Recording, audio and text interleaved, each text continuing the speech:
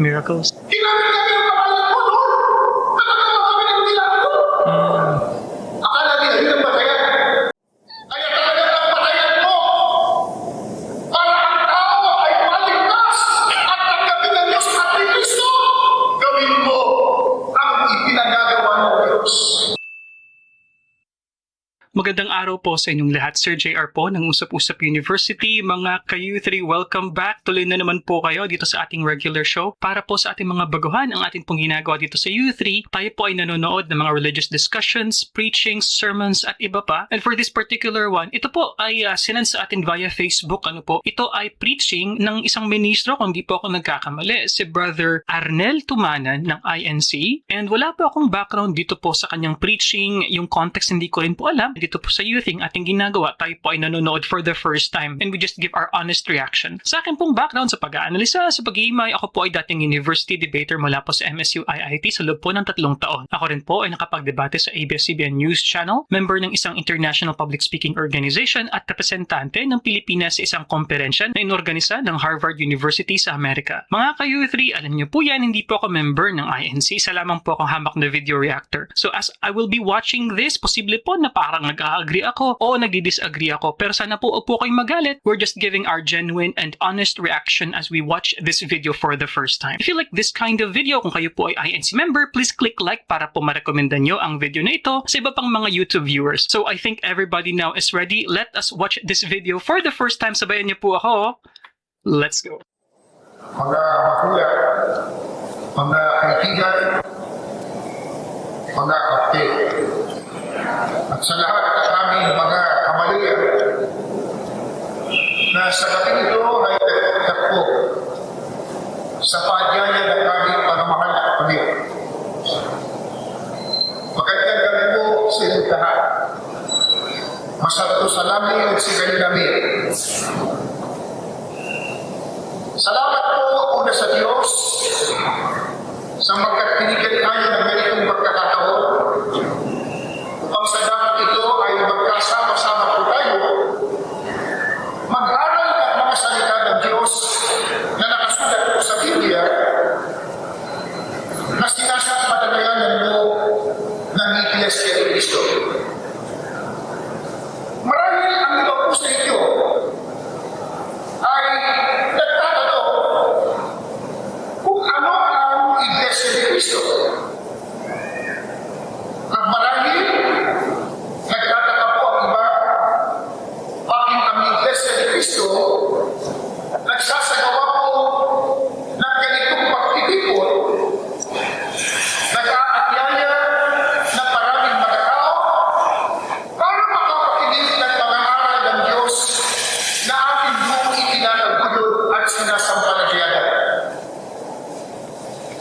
Bakit nga po ba sinisikat ng mga kaalim sa Iglesia ni Cristo na maraming mga tao ang makayayaman at makapakinig ng mga salita ng Diyos? Meron po iba humahanga sa ganitong kilusan at pagkakaisa ng Iglesia ni Cristo. Bagaman meron po bilang ay binugo na ang Iglesia ni Cristo sa ganitong mga gawain. Ang sabi po nila, kaya daw ito ginagawa ng Iglesia ni Cristo para sila ay mapansin. O kaya sa layunin lang daw po, magparati ng kaamin o miyembro ang Iglesia ni Cristo. Sa gabi ito, mga kamalian at ating nagagabi, alalaman po ninyo kung bakit ang Iglesia ni Cristo ay nagsasagawa po ng ganitong malaking pagtitipon, isang malaking kongregasyon, at dito inihahayag ang mga aral ng Diyos na ating pong sinasabi.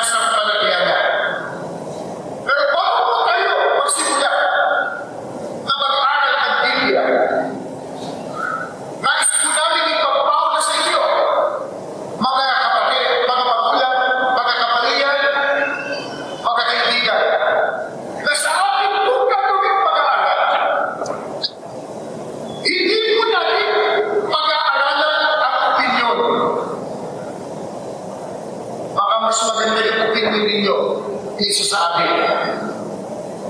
Hindi po natin ang pag-uusapan dito ay puro-puro o pala-palagan. Hindi po. Ang pag-aaral natin, yung nakalagay o nakasulat po sa media. No more, no less. Sapagkat sa panig po ng Iglesia ni Cristo, hindi ang mahalaga ay kung ano ang sasabihin ng iba o kaya kung ano ang sasabihin po namin. Hindi po. Ang mahalaga ay kung ano ang sasabihin ng Diyos na nakasulat po sa Biblia. Kaya sa Iglesia ni Cristo po, lahat ng aral o doktrina na sinusunod at ipinag-aralan galing po sa Biblia. Sa gagawin po natin mag-aaral, magtatanong lang tayo. Ang sagot, babasahin po natin sa Biblia. Kung sakali po, meron kayong Biblia sa inyong mga tahanan, pwede po yung inista o isulat kung ano po yung sitas na amin po babasahin. Isulat po ninyo at pagdating po nyo sa inyong bahay, basahin po ninyo sa inyong Biblia. Magsimula na po tayo sa ganitong katatuna. Bakit po ang pagkakaaral sa Iglesia ni Cristo ay nagpapaga sa pag-aanyaya ng humanapit mga tao para makapakinig ng mga salita ng Diyos? Okay, before we continue mga ka-youth, so the way I understand it so far, para po talaga itong parang Bible exposition, po. This is an event not for the members of the INC, but for visitors, for those who are interested. Kasi nakita po natin sa video kanina, ang dami pong tao, So the way I understand about this speech is more about for public consumption, kumbaga, So this is kind of like the basics and introduction towards the doctrines and faith of Iglesia ni Cristo. And please correct me if I'm wrong mga ka-youth. Ito pong si Brother Arnel, kung di ako nagkakamali, para kasi pong naalala ko yung kanyang boses po sa ating past na video reaction. I think he was the reader. Tama po ba mga ka-youth? But anyway, we're expecting here sa speech or sa preaching ni Ka Arnel that he will be presenting what makes INC different and why is there such kind of urgency and necessity for the members of INC to invite others to be a part of their church mga ka-youth. So anyway, let's continue. Biblia po ang sasagot. Ang basahin po sa aklat ng Panahawin, Kapitulo 40, ang versikulo po ay 9 hanggang 10. Inihalat po ang mabuting balita ng katwiran sa malaking kongregasyon. Narito, ang aking panalangin ay hindi ko pinipigilan. O Panginoon, nalalaman mo yan ang lubos. Ang iyong katwiran, hindi ko tinakpan sa loob ng aking puso. Ang iyong katapatan at ang iyong pagliligtas ay ipinahanap ko. Hindi ko itinako ang iyong maibigan kabaitan at ang iyong katotohanan sa malaking obligasyon. Balik tayo sa tanong kanina. Bakit po ang Iglesia ni Cristo nag-aanyaya sa maraming mga tao para makapakinig ng mga salita ng Diyos? Ang sagot po, utos kasi yun ng Diyos. Ano katunayan? Binasa ko po sa Biblia. Ang sabi ng isang lingkod ng Diyos, inihayag ko ang mabuting balita ng katwiran sa malaking kongregasyon. Pag sinabi mo malaking kongregasyon, malaking grupo o malaking grupo ng mga tao. Katulad po natin ngayon, ang dami natin, isang malaking kongregasyon. Bakit daw po kailangan magkaroon ng ganitong malaking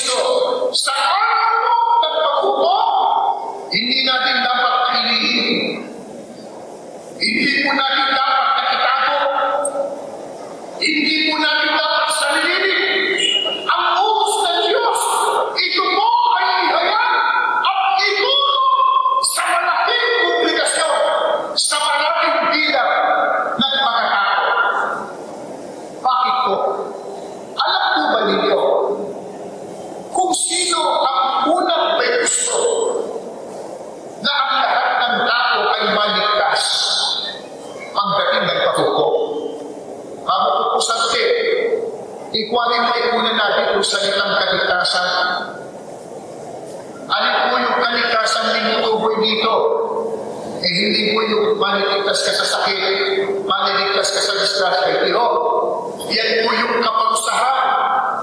Pagdating ni Kristo sa katapusan ng mundo, kung tawagin mo ng Biblia, araw ng paghuhubog. Ano po ang pag-aaral? Sa araw ng paghuhubog o sa ikalaw ng pagpalit ni Kristo? Ang binasa po sa Biblia, ang lupang ito at daigdig na ito, kasama ang lahat ng taong masama o hindi paniligtas, lilipunin ng Diyos sa pamamagitan ng apoy, bukod pa sa tinatawag na dagat-dagatang apoy. Diyan po tayo dapat maligtas. Mayaman ka nga. Ang taas na ng pinag-aralan mo. Ang sarap na ng pinakain ng pamilya mo. Ang dami mo ng pera. Pero, mapapahawak ka naman sa dagat-dagatang apoy pagdating ng araw ng paghuhukom. Kawawa ka. Kaya anong kailangan? Masiguro po ng tao bago pagdating ang paghuhukom. Ligtas ba siya? Pero sino magtuturo? Okay, before we continue mga kayuthi, I'll be very honest with you mga kayuthi. Sa perspective lang po ng public speaking, I find this, kumbaga, speaking style oratorical. So makikita nyo naman po sa body language. And to be honest, this is quite old school. Napakalumang style po nito. I understand that Brother Arnel, this is his style of preaching and I could not blame him for that. I just felt that it was a little bit too much, to be honest with you. Dahil yung paggamit niyo po ng body language, of course we call that kinesics, di ba po? Yung mga gestures, okay naman po, pero honestly for me, it's a little bit too much. So he's been using a lot of pointing like this. We use these kinds of gestures just to show a particular point, mga kayuthi. And when you do it too much, it may sometimes lose the essence of emphasis, kumbaga. And together with his voice, ito po ay talagang old school na style. That's why I remember na mukhang yun nga po talaga si Brother Arnel nga po yung reader sa mga preaching po ni Ka Eranio Manalo that I remembered in the past video reaction. Pero kaunting mga katanungan lamang po because we understand this is kind of like evangelical mission. I would like to know mga ka-U3 dahil kanina po pinresenta ni Ka Arnel yung isang Biblia. Ang nakasulat doon is ang Biblia. Ano pong version ng Bible ang ginagamit usually? Like for this particular kind ng preaching, ano po yung Bible na ginagamit ninyo? NIV? Magandang Balita Biblia po ba? And answering to the first question that he presented here, bakit nang iimbita? Bakit ginagawa ito ng mga members ng Iglesia ni Cristo? Ka Arnel is saying here, because this is God's commandment. Kinakailangan sa isang malaking kongregasyon, you would let people hear about the good news, kumbaga. Para maligtas. Hindi po ako. Hindi po sila. Hindi kayo ang Diyos. At saka si Kristo. Paano? Sa pamamagitan ko, nagsalita ng Diyos na nakasulat sa Biblia. Pero paano po natin tuklasin? Kung paano tayo maliligtas, hanapin muna natin. Sino po ang may unang may gusto na ang lahat ng tao ay maligtas? Hindi po ang sasagot. Ang Diyos? Unang Timotheo, Kapitulo 2, ang talata ay 3 sa 4, pakinggan ang sagot po ng banal na kasulatan. Ito po, ang pahayag ko ng Biblia. 2:3 sa 4. Ito'y mabuti at nakatutugod sa paligid ng Diyos na ating tagapagligtas, na siya ay ibig na ang lahat ng mga tao'y magaligtas.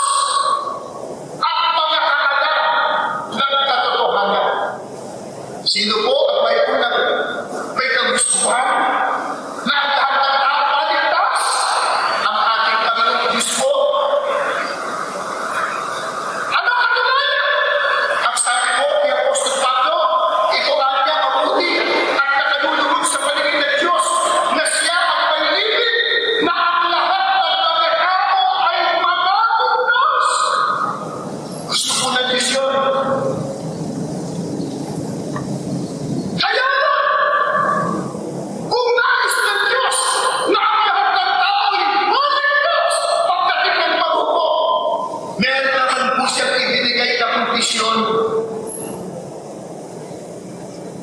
Anong kondisyon? Ang sabi ko ng Biblia, siya ay ibig na ang lahat ng mga tao ay magaligtas ang mga kaalam ng katotohanan. Sa makapit, ang tao ko, paliwanag, dapat malaman muna niya ang Katotohanan. katotohanan. Hindi sinabi mo, sumampalataya na lang, ligtas ka na. Yan po ang palasasay kung tutulong iba. Wala akong ganon, nakasulat sa Biblia. Opo, nakasulat sa Biblia, dapat kang sumampalataya para ka maligtas. Pero wala akong nakasulat, Yan lang. sumampalataya ka lang. Ligtas ka na, wala akong ganon. Tapos ano po ang turo ng Diyos? Gusto mong maligtas? Ang sabi ng Diyos, malaman mo muna ang katotohanan. Ano? Amin ko ang katotohanan. Pag sinabi kong katotohanan, sa iglesia ito, kanya-kanya na naman paliwanag. Ipipilit ng iba, yung gusto niya, yun ang totoo. Ipipilit ng iba, yung alam niya, yun ang katotohanan. Sa palagay ko, ito katotohanan. Huwag palagay, yung katalagay. Ano ang nakalagay sa Biblia? Ano ang turo ng Diyos? Alin po ang katotohanan na dapat malaman ng tao para ang tao maligtas? Hindi po ang sasagot. Ikalawang sa kwento. 7. Ang talata ko ay 28. At ngayon, O Panginoong Diyos, Ikaw ay Diyos. At ang iyong mga salita ay katotohanan. Alin mo ang katotohanan? Sinagot ng Biblia, salita ng Diyos. Sa makapit, ang salita mo ng Diyos ang dapat malaman ng tao para ang tao ay maligtas. Kaya pagkamayon mo, lumalapit sa inyo, nag-o-offer ng kaligtasan, nagsasabi ng paraan ng kaligtasan, pero hindi naman mo nakapalay sa salita ng Diyos. Huwag kayo maniwala. Anong dapat natin maniwala? Ang katotohanan na dapat malaman mo ng tao para ang tao ay maligtas sa salita ng Diyos. Ito po susunod na tanong. Nasaan ang mga salita ng Diyos? Paano natin malalaman ang salita ng Diyos? Saan nakasulat ang salita ng Diyos na ikaliligtas? Asa ulit, Biblia. Pakinggan po ninyo. Ikalawang Timoteo po, Kapitulo 3, mga talata 15. Ituloy po natin sa 17. Ganito po ang nakasulat. Ito po. Ang mula sa pagkabata ay iyong nalalaman mga banal na kasulatan na makapagpapatungo sa iyo sa ikaliligtas sa pamamagitan ng pananampalataya kay Kristo Jesus. Ang lahat ng mga kasulatan na kinasiyo ng Diyos, mapapakinabangan din naman sa pagtuturo, sa pagsasama, sa pagsaway, sa ikatututo na nasa katwiran, upang ang tao ng Diyos ay maging sakta, tinuruan lubos sa lahat ng mga gawang mabuti. Ang katunayan ng ina, at natin malalaman ang salita ng Diyos. Saan mo nakasulat ang mga salita ng Diyos na ikaliligtas ng tao? Ang sabi ko niya, Apostol Pablo, nasa pakambalan na kasulatan. Sa English po, Holy Scriptures. Tinawag po sa Latin, Biblia. Biblos po, Biblia ngayon. Nang ibig po sabihin ng salita ng Biblia, mga banal na kasulatan. Bakit luma nga? Biblia. Ang Biblia po kasi, maraming aklat. Tinubuo po ng 66 na aklat. Nahahati sa dalawa, lumang tipan at bagong tipan. Old Testament at New Testament.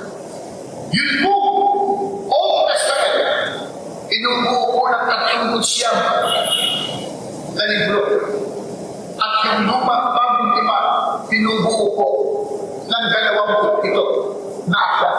Kaya mula po sa unang libro, Genesis, hanggang sa huli, Apocalypse, binubuo po ng 66 na aklat. Ano tawag ng Biblia? Sa mga salita ng Diyos, mga banal na kasulatan. Ano na po ang katangian nito? Inasihan ng Diyos. Sa English po, pag pinasa natin, inspired by God. Inspirado ng Diyos. Kaya bakit po ang Diyos ang nagpasulat?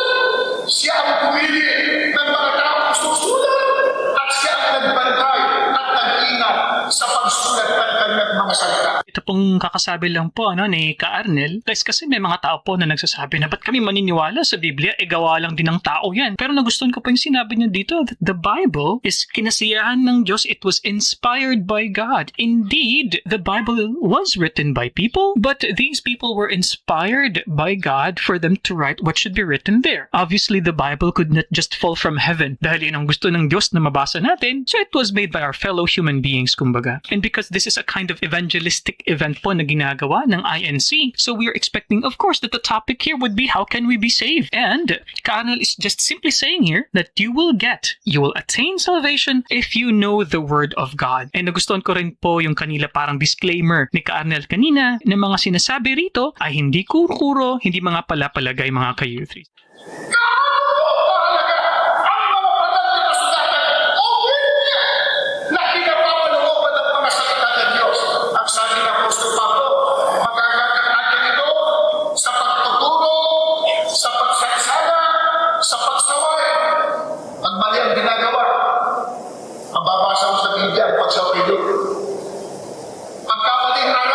Hindi rin ito sasabi, mali yan. Gaano ba mahalaga ang Biblia o salita ng Diyos? Ang sabi ng talata, ito niya ang mga pagpapadulong sa tao sa ikaliling Diyos. Sa pagkatid mo, kung ang pag-uusapan, kaligtas na ng ating mga kaluluwa, pagdating ng araw ng paghubo, ang daming pataya. Biblia. Salita ng Diyos. Mga magulang at ate at agalit, kakaano, kamali, na itanong ng po ba ito sa inyong mga sarili? Ang relihiyon ko ba nasa Biblia?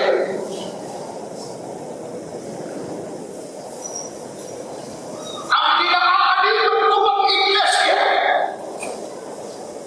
nasa Biblia? Ang doktrina, ang aral na sinusunod pa namin sa aming relihiyon na kasulat sa Biblia. Mahalaga yan. Amen! Sapagkat ang sabi po ni Apostol Pablo, ang magtuturo at makapagpapadulong sa tao sa ikaliling Diyos, yung salita ng Diyos na nasa mga banal na kasulatan. Kaya ang tao dapat magsuri, mag-imbestiga, yung mag-relihiyon ko nasa Biblia. Yung magsinusunod ko nasa Biblia. Pag wala ko sa Biblia, delikado. Bakit? Huwag tayo sagot. Baka magalit po ang iba. Wala tayong layunin. Makapanlugat ng kapilangin o makasakit ng kalooban. Pero magtatanong lang po tayo. Kahit po magsagawa ng pagsamba at paglilingkod sa Diyos. Kung ang ginagawa wala sa Biblia, hindi alat ng Diyos, hindi nakabagay sa salita ng Diyos, ang tanong, tatanggapin ba ng Diyos? Hindi tayo sasagot. Biblia po, Mateo 15, talatang 20. Pakinggan po ito. Ganito po ang nakasulat. Babasahin po. Pahayag po ito ng Diyos sa pamamagitan ni Kristo ng ating Panginoon.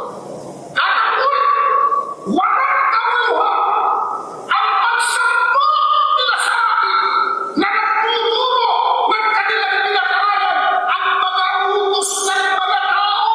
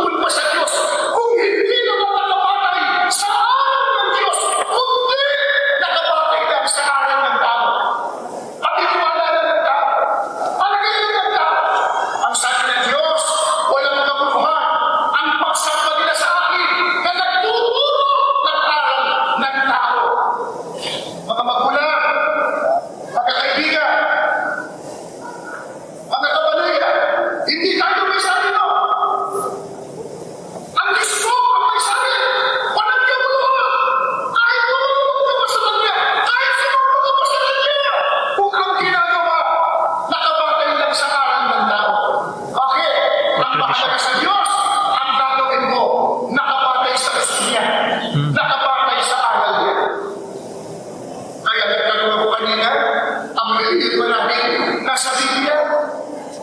Ang ginagawa ko natin sa ating relihiyon, aral ng Diyos, nakasulat sa Biblia. Ang tama! Huwag po kayo magagamit, hindi po kami may sabi. Ang Diyos ang may sabi, walang kabuhan. Hindi po ikaliligtas. Puntahan natin ang ating Panginoong Jesucristo. Sapagkat siya po ang kakasangkapanin ng Diyos para tayo maligtas ang kagitan pag-ulo. Ayon kay Kristo, kahit po kumilala sa Kanya at saka sa Diyos, kung hindi po nakabagay sa kalooban ng Diyos, maliligtas ba? Mateo 7:21 hanggang 10:4, pakinggan niyo ang sabi ko ng Biblia. Ito po. Basahin po natin. Hindi ang lahat ng tumatawag sa akin, Panginoon, Panginoon, ay makapapasok sa kaharian ng langit, kundi ang gumagawa lamang ng kalooban ng aking Ama na nasa langit. Sa araw ng pag-hakot, marami ang magsasabi sa akin, Panginoon, Panginoon, itigupan na namin kami sa iyong pangalan, nagpalayas kami ng mga demonyo sa iyong pangalan, gumawa kami ng mga milagro sa iyong pangalan. Subalit, sasabihin sila, hindi kayo nakikinala, lumayo kayo sa akin, kayo masasama ang pagkatawad. Si Kristo po may salita. Ano sabi niya? Sa pagbabalik niya, sa araw ko ng magulo. Maraming kapila. Maraming tatawag sa Kanya. Ang tawag ko sa Kanya, Panginoon! Panginoon! Alam si Kristo, Lord. Yung iba, ayaw walang Tagalog eh. Gusto i-yes, Lord, Lord. Praise the Lord! Praise the Lord. Eh wala pong masamang napaging Lord si Kristo. Talagang Lord siya. Kaya lang ang tanong po natin, sapat na pagtumawag ka ng Panginoon at tumawag ka ng Lord sa Kanya para katanggapin. Sabi ni Kristo, hindi lahat ng tumatawag sa akin ng Panginoon, Panginoon, ay makapapasok sa kaharian ng langit. Pag binasa mo sa Biblia ng Ingles, not all who calls unto me, Lord, Lord, shall enter the kingdom of heaven. Sa mga kahit maglululord ka pa ng maglulord, hindi sa Panginoon. Eh bakit tayo sila nagkakabit ng Lord? Ang sabi ni Kristo, hindi nila ginawa ang kalooban ng aking Ama na nasa langit. Kaya talagang napatayan mo para ang tao ay maligtas at tanggapin ng Diyos at ni Kristo. Gawin mo ang ipinagagawa ng Diyos. Gawin mo ang salita ng Diyos. Nasaan ang salita ng Diyos? Nasa Biblia. Kaya dapat iyakin mo. Ang ginagawa mo nasa Biblia ba? Ang paglilingkod mo nasa Biblia ba? Ang paglilingkod mo nakabatay pa sa Biblia? Eh, sabi ni Kristo, sa araw na yun, sa araw na unang pag-uwag, maraming tatawag sa Kanya, Panginoon, Panginoon, ako nangalan kami, ginamit namin ang pangalan mo. Kapag ginamit namin ang pangalan mo, nakapagpalayas kami ng demonyo, nakagawa pa ng exorcism. Miracles. Ginamit namin ang pangalan mo, Lord, nakagawa kami ng milagro. Akala nila, yun ang batayan. Ano sabi ni Kristo? Ang sabi niya, sasabihin mo sa kanila, hindi ko kayo nakikilala. Magsinayas kayo, kayong manggagawa ng katapatan. Sa makatid, ano man yung gawin nila, hindi mo itutuloy ni Kristo na ikaliligtas. Bakit po? Ang natin, balik tayo kay sa isip. Masiguro po ng tao kung ano ang katotohanan. Alin ang katotohanan? Salita ng Diyos na nakasulat sa Biblia. Yun po ang aming batayan at sandayan ng tunay na paglilingkod sa Diyos na ikaliligtas ng tao.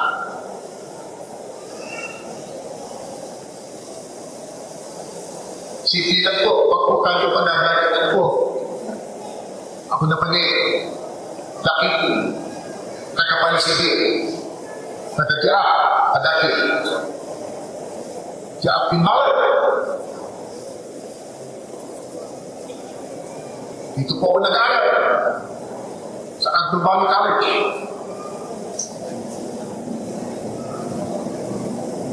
Magyari ang tatay ko. Magyari ang aral.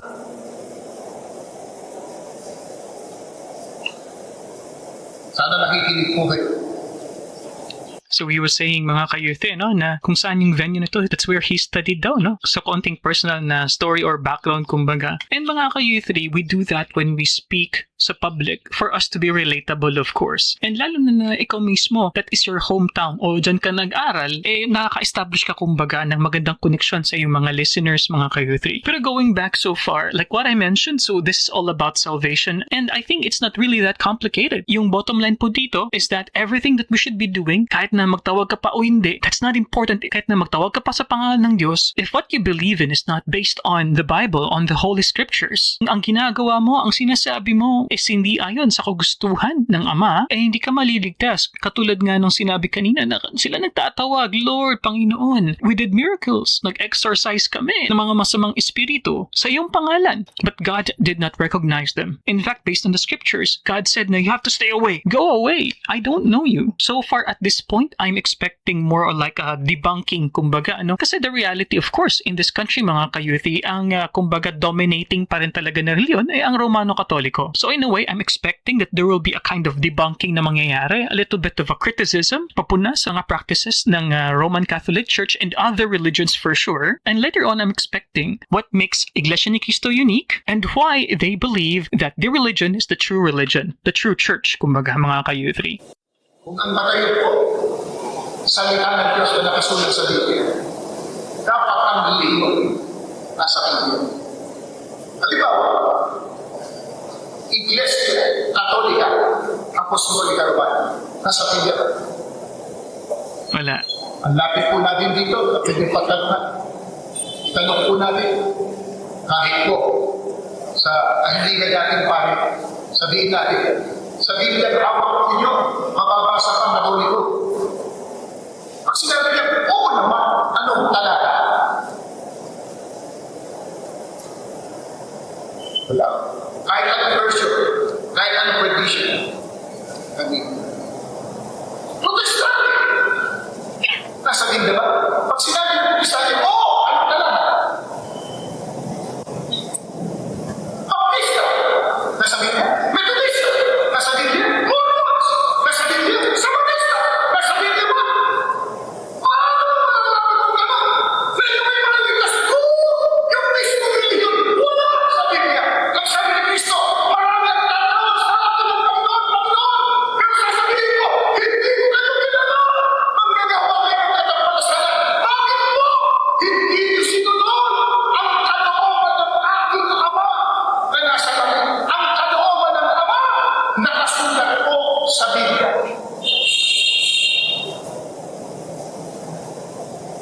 Italunan natin.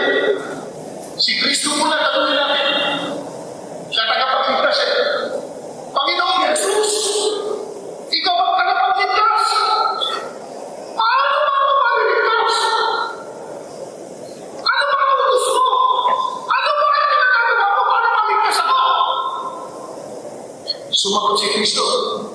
Juan 10:7 at 9. Pasa. Iwan ko. Papasabi ko lang sa Biblia. Pakinggan muli. Eto. Kaya, muli nagsalita si Jesus, si Kristo. Buong katotohanan ito. Buong katotohanan sinasabi ko sa inyo, ako ang pintuan ng ulo ng mga tupa.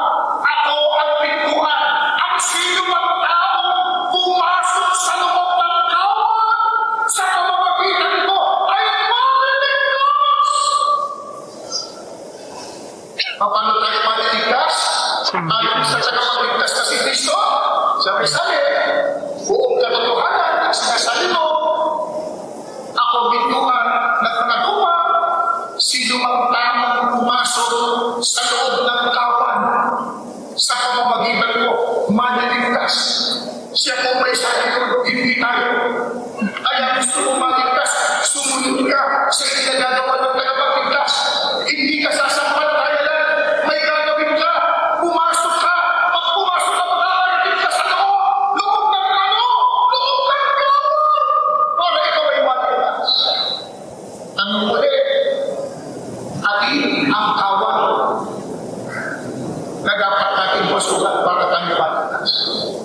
Hindi po nagsasabi. Gawa, hindi, 18, pakinggan ko. Ingatan ninyo kung kayo, ang inyong mga sarili, at ang buong kawa, na hinihiran kayo ng Espiritu Santo na pagkakatiwala, upang makalilaan Iglesia ni Cristo, na kinubos niya ng kanyang dugo. At ang buong kawa, sinagot ng Biblia, Iglesia ni Cristo. Ano lang po ang katalian ng Iglesia ni Cristo? Ang sabi ng Apostol Pablo, pinubos ng dugo ni Cristo. Sa pagkakit, yung tanong natin kanina, itatanong lang po namin sa sarili natin. Ang tanong kanina, yung upang religion natin nakasulat sa Biblia. Itanong natin sa Iglesia ni Cristo, o yung kayo ba, ang religion nyo nasa Biblia, binasa ko po, Gawa, 18:8. Ang sabi ko, Iglesia ni Cristo, pinubos ng dugo ni Cristo. Yun po ang gawa ni Cristo. Kaya pumapagkat mo natin ang dugo ni Cristo. Kung gusto mo maligtas, ang sabi niya, ako ang pintuan, pumasok ka sa loob ng kawan para maligtas ka. Ang kawan, binasa ko natin, Iglesia ni Cristo. Masisisi po ba yung kami? Kung natin pong ipangaraw at ipag-imbita ng Iglesia ni Cristo. Ang sabi kanina, huwag mong sarili. Ipahayag mo sa malaking obligasyon sa maraming mga tao. Ang isang may nais, lahat ng tao maligtas. Kaya nagdapat malaman muna niya ang katotohanan. Kaya ang Iglesia ni Cristo, nagpapagalan para kayo kanyaya sa ganitong obligasyon. Ipaalam sa inyo ang katotohanan para ikaw ay maligtas. Kabilang ka sa tunay na Iglesia na kasulat sa Biblia, Iglesia ni Cristo.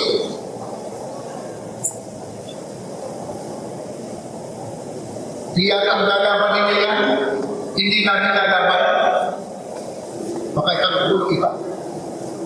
Yung katotohanan po na binasa po natin sa Biblia, ang Iglesia ni Cristo, kailangan ng tao sa kaniligtas, ito ni Cristo. Alam mo yan? Kahit na mga taong hindi makakapit sa Iglesia ni Cristo, nagdala po ako ng isang libro. Isinulat po ng mga paring Katoliko. Ang pamagat po, Father Smith, Instruction Jackson. Kung malapit kayo sa akin dito, pwede po yung siya sa akin ng libro dito. Ang sumulat po, dalawang paring. Ang paring si John Francis Isnor. At ito po ay edited ni Albert Dennis. Ito po, revised in the light of Vatican Council II and the freedom of the people of God. Ang palapit po kayo sa akin dito, makikita po yung libro ito, itinatawag po imprimatur.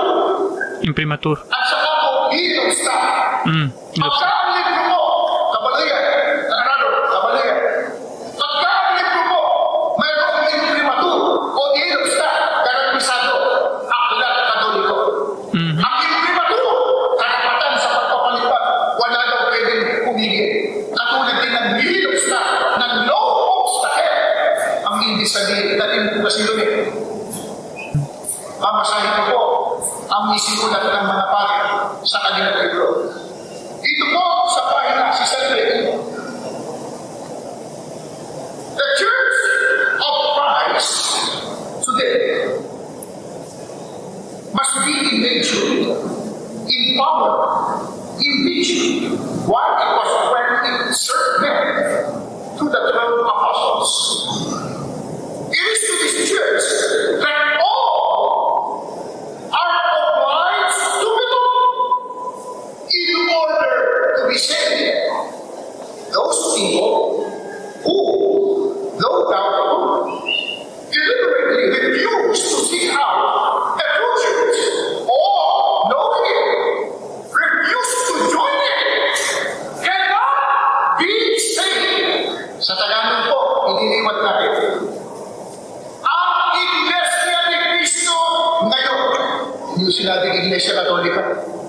Iglesia ni Cristo dahil. Sa kalagayan, sa kapangyarihan, sa araw, ay dapat maging katulad ng kanyang dating kalagayan kung ito'y maglingkod sa mga tao sa pamamagitan ng 12 apostol. Sa iglesia nito, Iglesia ni Cristo, ang lahat ay obligado na maging kaamin upang maligtas. Yung mga tao na sa pamamagitan ng kanilang madughang pagkakamali, hindi alam ang kulay ng iglesia o kaya ito'y alam pero tumangking umamin, hindi maliligtas. Hindi ko mapipisan. Binasa na po na. Makapahit po ang sumulat. Ang kapal. Tupigan niyo pagkakamin sa tunay na iglesia. Ang tunay na iglesia daw tayo sa kanila. Iglesia ni Cristo. Kapag ang tao daw po, dahil sa kanyang kapabayaran, hindi niya nalalasan kaya itong tunay na iglesia. O kaya alam niya, pero tumangking umamin, hindi daw po maliligtas. Sabi ko, magpa. Hindi na nagdala po ako ng isang pag-ibig. Ito naman po isinulat ng mga pastor protestante. Ang papagat po, patay, kinulay. Ang sumulat po, isang pastor protestante ang pamagat po ay David Gilroy. Siya po ay isang ministro ng Circle Chapel Northridge sa isa po sa mahal protestante. Ang pasahin ko po, sa pahina 26 hanggang 27, ito po ang sabi niya. Are you in the Church of Christ? Are you a member of His church? It is a great privilege to be a member of the Church of Christ. The church is the body of Christ, and Christ is the Savior of the body. Then, all who are saved are in that body, and outside that body, there is no salvation. Sa Tagalog po, ikaw ba ay nasa iglesia ni Cristo? Ikaw ba miyembro ng kanyang iglesia? Isang dakilang pribilehyo ang maging miyembro ng iglesia ni Cristo. Ang iglesia ay katawan ni Cristo. Si Cristo ang tagapagligtas ng katawan. Kung gano'n, lahat ng maliligtas ay nasa katawang iyon. Sa labas ng katawang iyon, walang kaligtasan. Hindi po magkasabi. Pastor ko, nagputis na.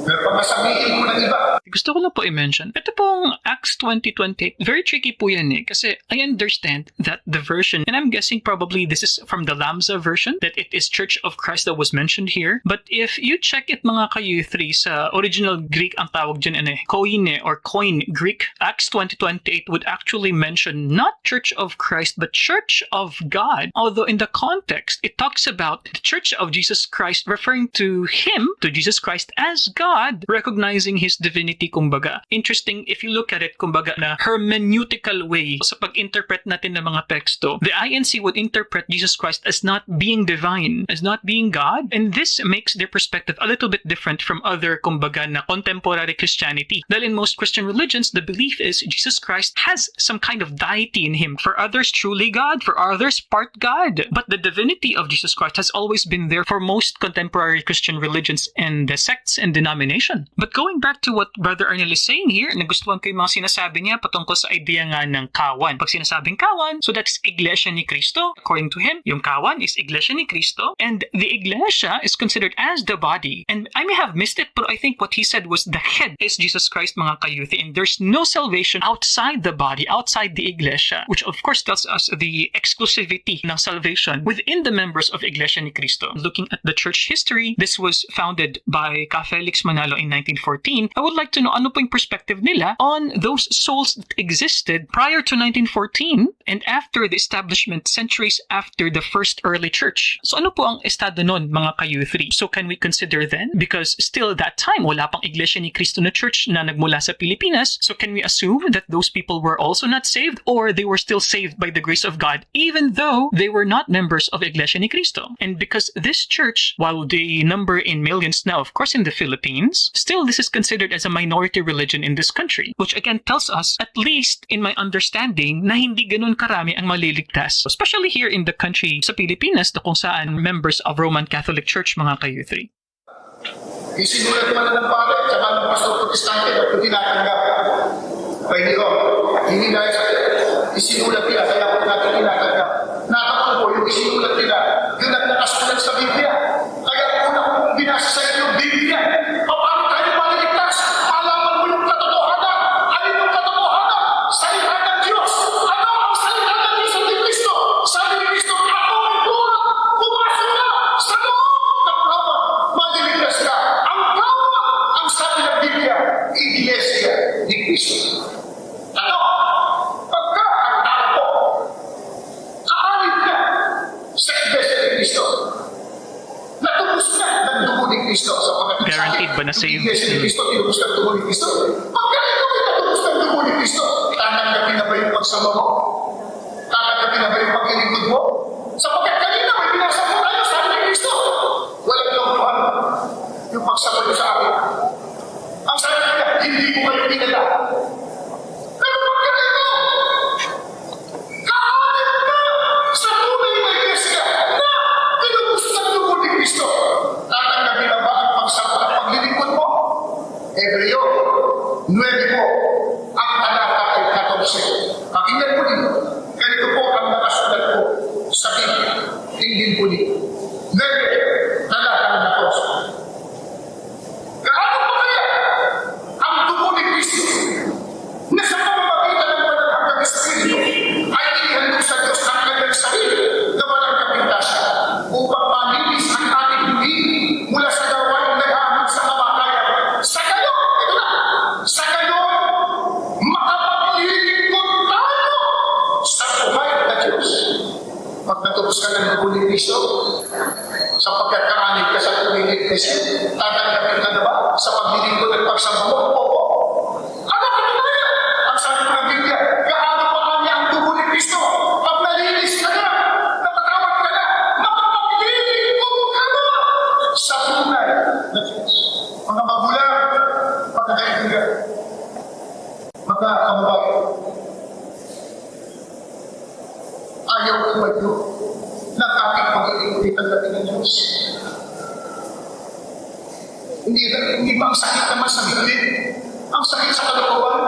Naglilingkod ka, naglilingkod ka, baka nagtitiis ka, nagpapagal ka, umagas ka pa, nasasakit ka pa yung sarili mo, pero hindi pa tinatanggap ng Diyos at ng Kristo.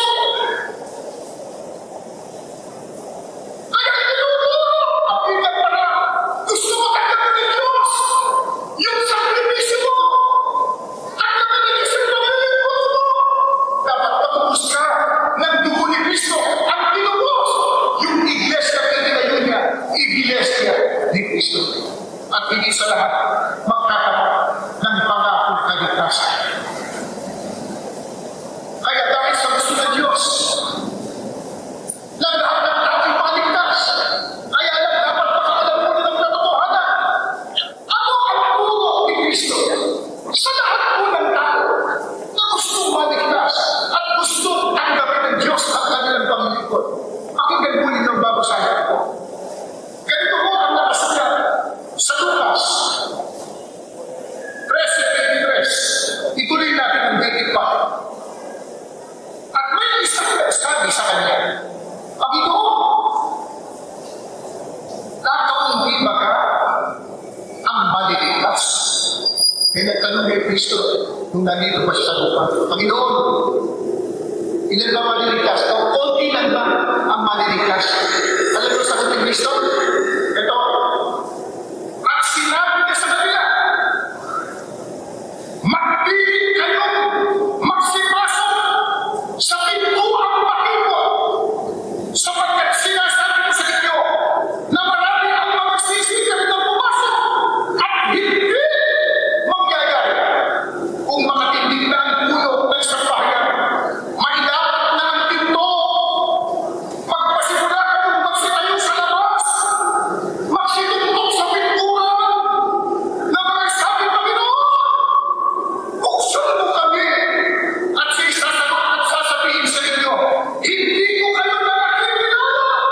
kung kayo'y nagkasama.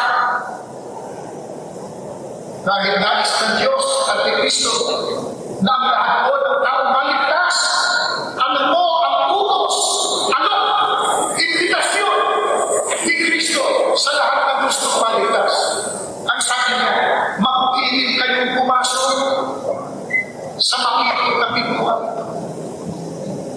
Ang paglalaman ng makikita, mahirap yun.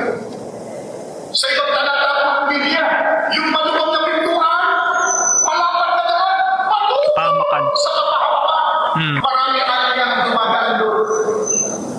Kasi tao gusto yun. For convenience, maluwag sa kanya. Ang gusto ko dito, magaan dito, walang bawal dito, walang magkakaroon dito, sasampalataya na lang, sasayaw ka lang, okay ka yung nangyay mo, magpe-praise ka lang, hintas ka lang, pero sabi ni Kristo, patulong sa kapahamakan. Ang sabi niya, magpipilit ka. Mag-iipot kasi alam. Hindi ka pwedeng magdala doon. At number 2, hindi kayo kasya. Hindi ka pwedeng magdala doon. Isang case ng Alpha de Pataranta. Hindi kayo kasya doon. Mag-iipot. Magsasakripisyo. Limited. Yung iba, ayaw ng gano'n. Ayaw sa iyo sa Kristo, dami bawal. Bawal maglasing. Bawal magsulat. Bawal yung ganito. Sasang makawin sa trigo. Ang hirap. Ang sabi ng Kristo, magpilit ka! Talagang magpilit ka! Magpilit ka! Maraming sakripisyo! Maraming tiisin! Pero si Kristo nagsabi, garantisado!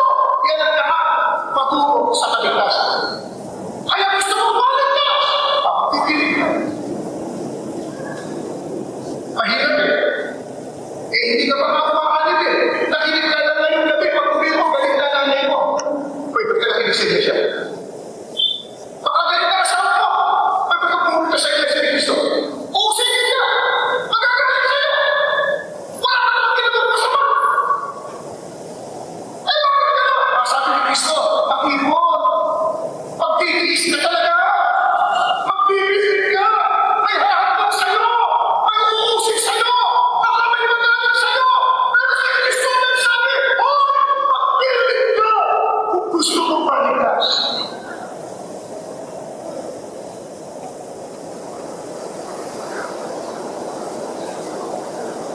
Yung iba, sabi, sa kanila,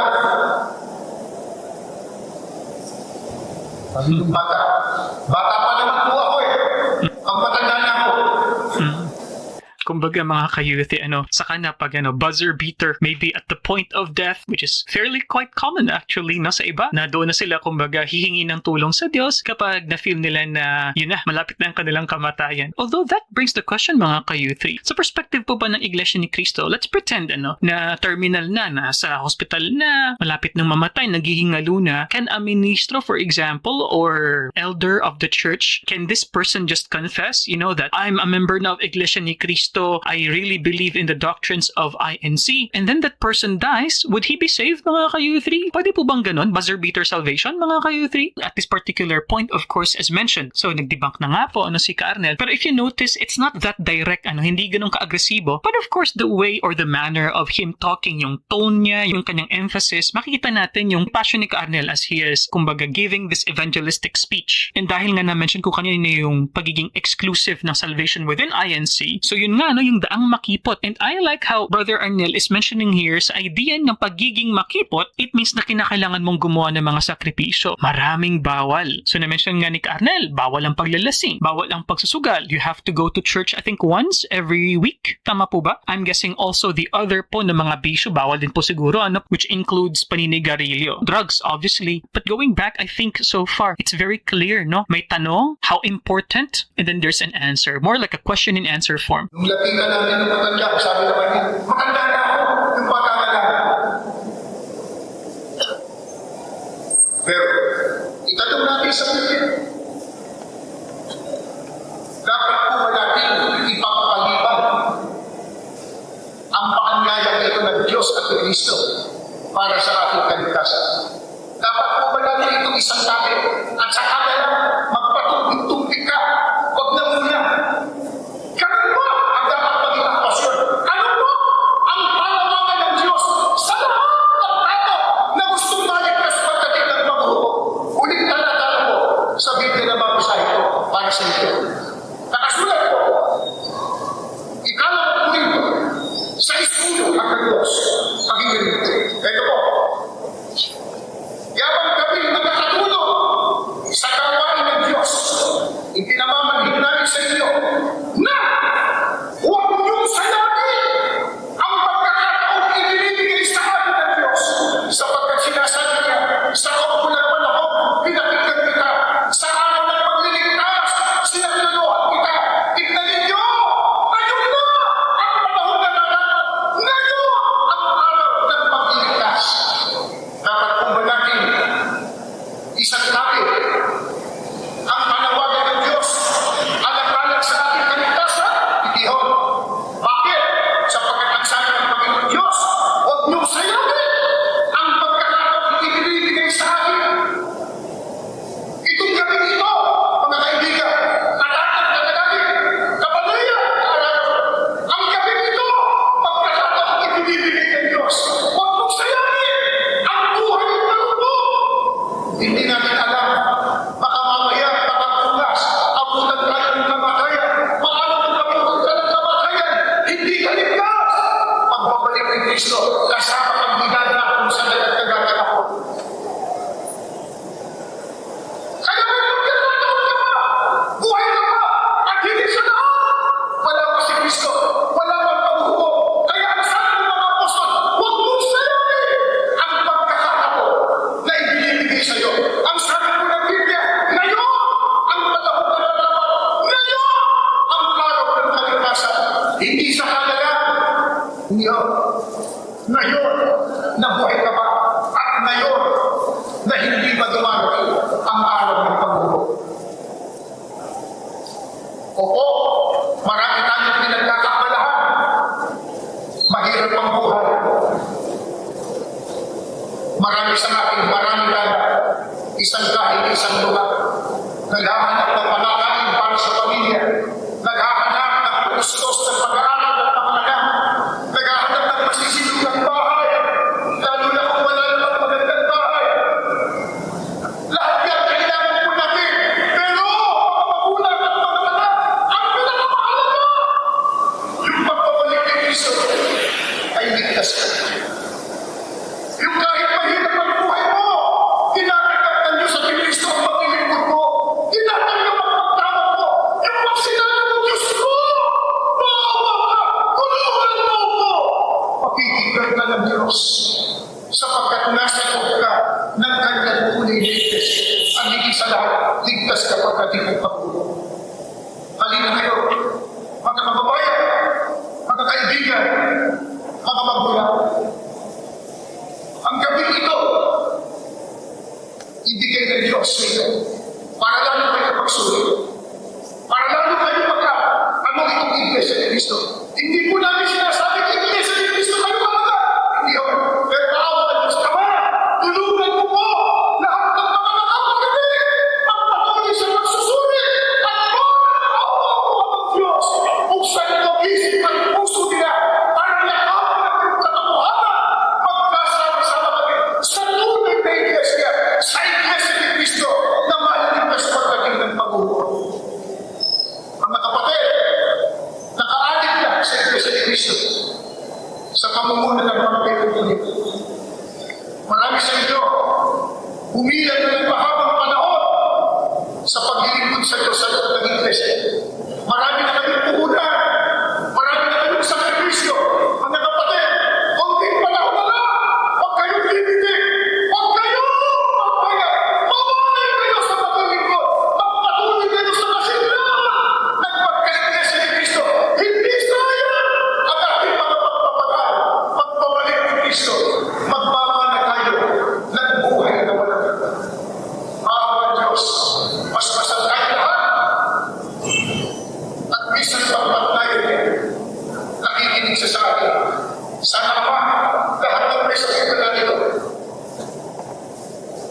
kalooban ko, hinihiling natin sa iyo.